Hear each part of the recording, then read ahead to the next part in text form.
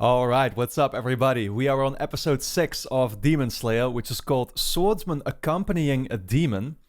Interesting title, and I'm not sure what that means. I mean, I think it's supposed to talk about... That's the thing, we left off the last episode, and I just came off of watching that with the first assignment that Tanjiro is getting now that he managed to make his way into the Demon Slayer corpse, which is that apparently there's these girls that are going missing in some other distant place or whatever. And yeah, obviously there seems to be a demon responsible. I mean, in this universe, demons seem to be responsible for basically all the evil, so I assume we're gonna run into a bunch of them more in the, remainder of the show, but it says swordsman accompanying it, so yeah, I don't know, does that mean that, like, there's actually regular people or like, maybe even demon slayers that somehow teamed up with him or something? I don't know, that's just what I'm speculating about in my head, but how there's actually regular people, I guess, perhaps working along with some of these demons as well. Yeah, I mean, for now, still, it's like, we're very early on in the show. I mean, episode 6, so I feel like I'm starting to, make a decent way into the show now, but at the same time, I'm still trying to very much figure out the... what the overall direction is going to be for this show and what I can truly expect from it. Because, it's still relatively fresh, of course, and last episode, with Tanjiro making his way into the Demon Slayer Corps, we were also introduced to a couple of new characters there who are going to be, I guess, I mean, he's going to have to eventually probably team up with or something, because they're also now part of it, these kids that made their way through the trials as well. And that was one of them who's already basically being set up as that's going to be Tanjiro's rival, I assume, or something like that, or at least the guy that we won't really be rooting for, who had the scars on his face and showed this really aggressive and strange behavior where he was pulling one of the girl's hair and stuff. And I'm like, dude, what the fuck is your problem?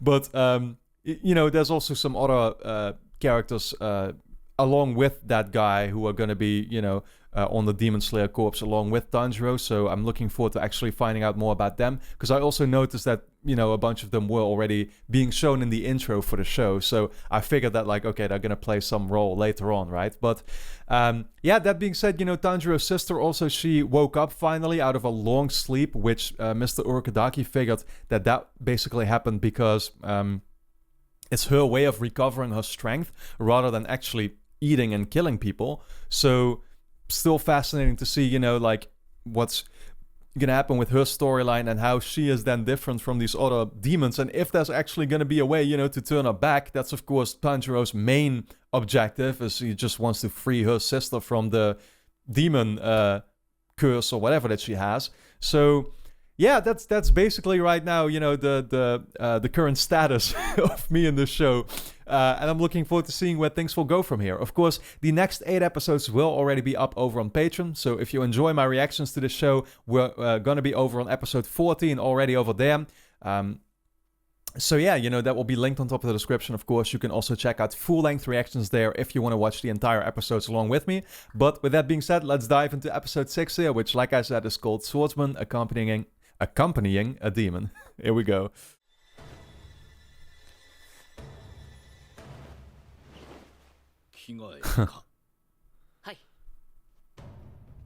What is this outfit?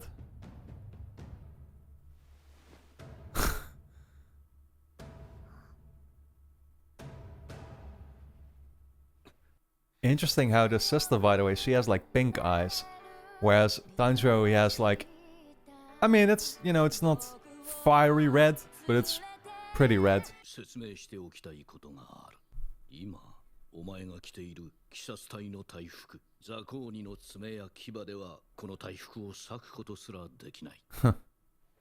そしてお前の持っている日輪刀、持ち主によって色が変わり、それぞれの色ごとに特性がある。Yeah, and his turn black, so. しかし黒い歯になるものは数が少なすぎて。Oh, so that's like kind of rare. わからなすぎて。So there's something special about him. 何ですか? わからなすぎて出世できない剣士は黒い歯なのだと言われている。Who will never go for? 鬼殺隊でどうかはわからないけど、必ず禰豆子を人間に戻してみせます。そうなるとわしも信じてる。はい。Well, that doesn't sound too positive though, does it? I'm surprised how he reacted to that with complete... He just completely ignored it, basically.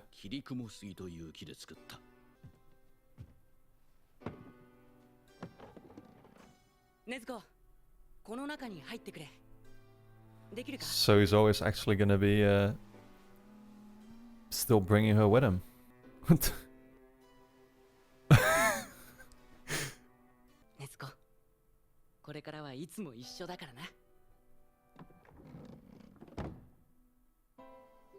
He's such a good guy, man.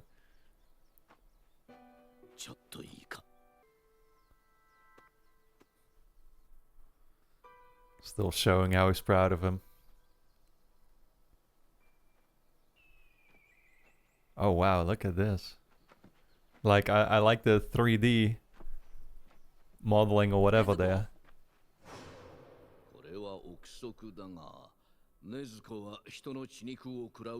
Oh, did she turn right back to sleep again? Well, he knows now why she does it at least, so...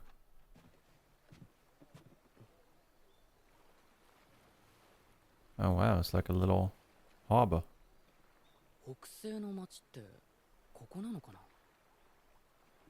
Is this the town where the girls went missing? Town? That looks a little bigger than a town, though. Well, I don't know. It's all relative.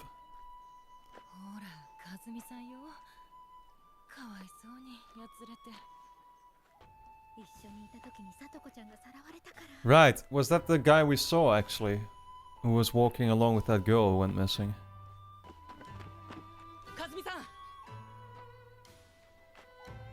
He's gonna ask him for, like, information. Something that can give him clues, I assume.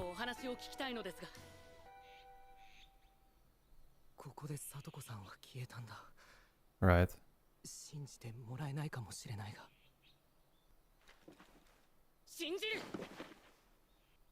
Using a scent.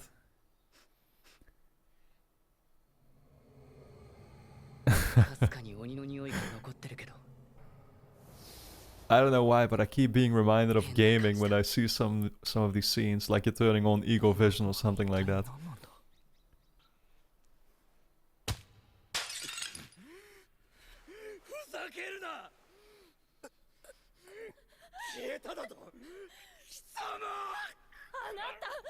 I guess her parents or something were not very happy with that.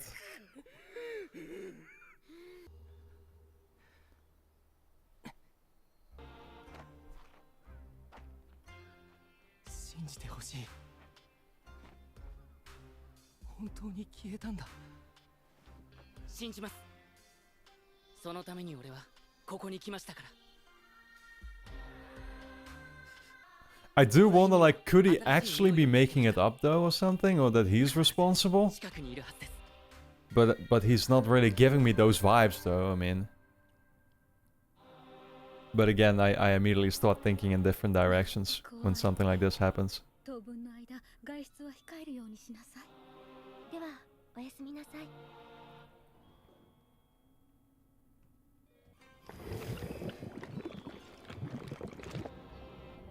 The fuck? What? It's looking through the floor? Oh my god. That's only a little bit creepy. Yeah, I don't think you're really safe even being inside then. This slow build-up, dude.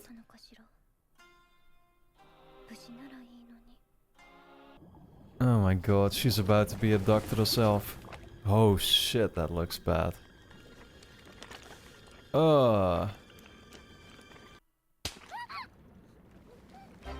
Damn, dude. That's scary as hell.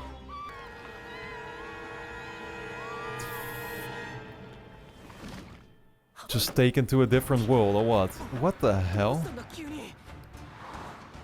Okay, he's realized this somehow. Oh, he just knows that he's active right now. I mean, there's no way you're even gonna find it this way. Didn't Mr. Urkadaki say something about like supernatural demons and stuff that were gonna come into play? I mean, this is clearly one of them. ここだ。今ここにいる。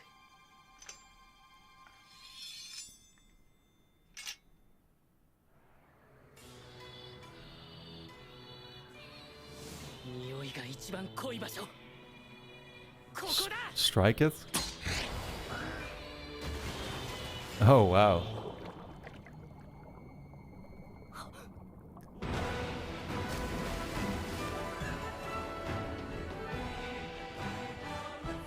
He actually managed to rescue her like this. 異能の鬼。血気術という特殊な術を使う鬼は異能の鬼だ。 Yep. 今後はそのような鬼とも戦うことになるだろう。さらった女の人たちはどこにいる？ This one looks hideous. They all look hideous in all honesty. What the fuck?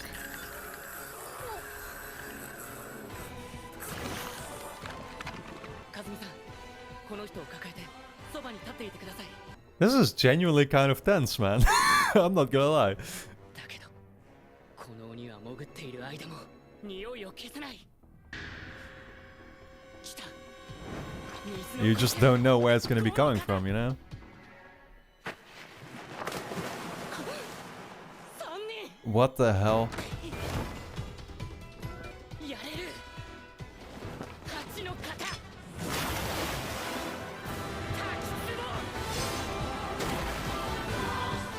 Ah, this music is so good. 炭治郎、よく聞け。人間を鬼に変えられる血を持つ鬼はこの世にただ一体のみ。さらにそいつならば妹を人間に戻す方法を知っているとわしは思っている。 Yeah, okay. その鬼の名は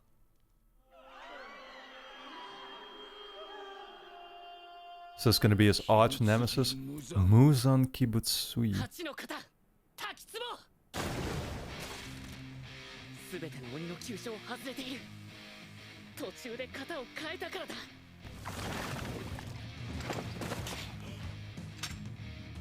3人とも全く同じ匂い。1人の鬼が3人に分散しているん Yeah. だ。 Well, yeah, I mean, it's 3 identical ones, right? So 3人の鬼を切る。 I figured it was just like that other demon that he saw who basically like 鬼物児無惨のこと。 grew another pair of arms and 人 stuff. 間に戻す方法を。水の呼吸。2の型。水車。 Man, look how fucking awesome that looks. また浅い。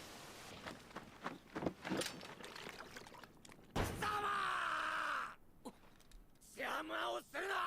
女の鮮度が落ちるだろうが。もう今その女は16になっているんだよ。早く食わないと刻一刻で味が落ちるんだ。 Oh my god. 冷静になれ。俺。まあいいさ。 This is Gollum all over again. この町では随分16の娘を食ったからな。 Schizophrenic demon. 一昨晩さらった里子さんを返せ。 Oh, those teeth. 里子。誰のことかね。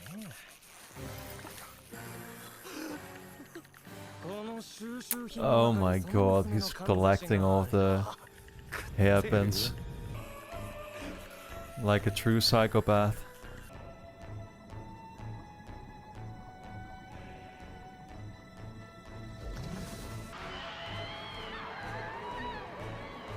Oh wow. Seeing his family again.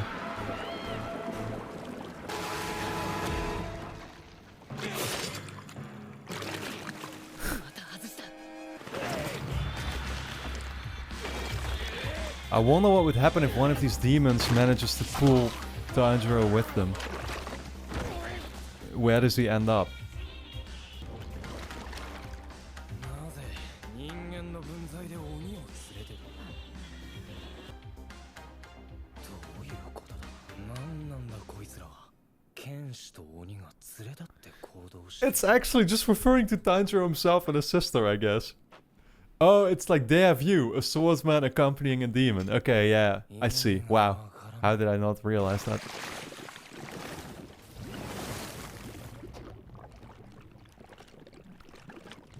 Well, I guess that mindfuck was enough for them to give up and disappear.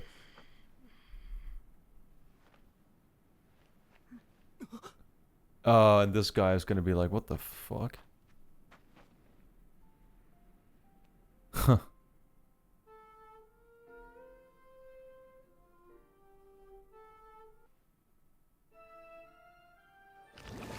気休めにしかならんかもしれんが、禰豆子が眠っている間にわしは暗示をかけた。人間は皆お前の家族だ。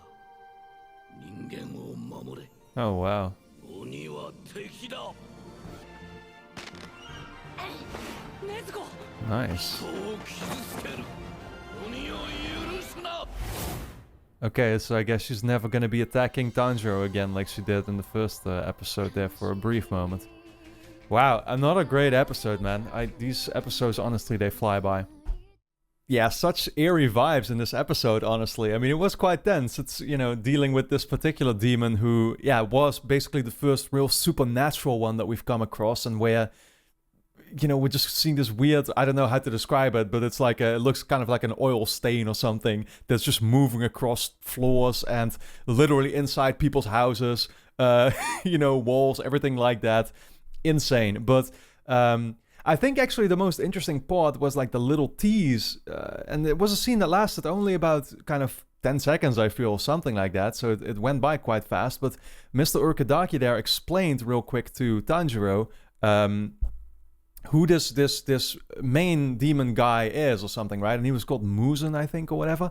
I need to look up his name again. But yeah, it basically falls in line with how, of course, we've seen, especially in the last episode already, with that other demon with all the arms and stuff, like there's quite a tragic backstory behind that one, and I assume a lot of these other demons, because they're all just being turned into demons by this other one or whatever, or maybe they can be turned into demons by other demons as well and stuff now, but it's like a domino effect basically, right? And so most of the demons here in this world, they're just regular humans, yeah, again, who unfortunately would turn into these demons and stuff, right? Just like how Tanjiro's sister was, although there's once again something odd about her, and she actually, yeah, like somehow, again, she's still showing that she has some type of like logic, or maybe, yeah, I don't know. I mean, she still is somewhat aware of what's going on, and especially now that Mr. Urkadaki kind of programmed her to understand that she needs to protect the humans and that the demons are enemies,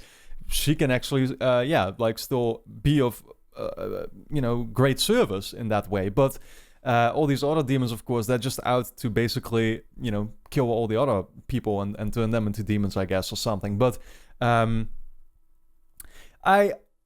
you know, I mean, other than that, it's like, once again, we were dealing, of course, with this crazy, you know, supernatural titan here that basically multiplied by 3.